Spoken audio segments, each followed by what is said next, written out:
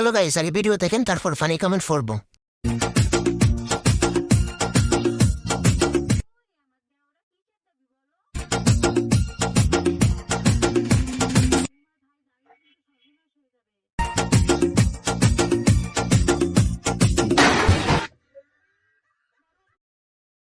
तो चलिए शुरू करते हैं। আগে জানলে দর্জির কাজটাই শিখতাম। এই জন্য দেখি এখন সব ছেলেরা দর্জির কাজ শিখতেছে। আহারে সেই স্বাদ লাগতেছে। আমার গুলো এর মতো চাকরি ছেড়ে দিয়ে দর্জির কাজ করবো। মাপ ঠিক আছে আফু। সংসারের জন্য না সহবাসের জন্য পারফেক্ট।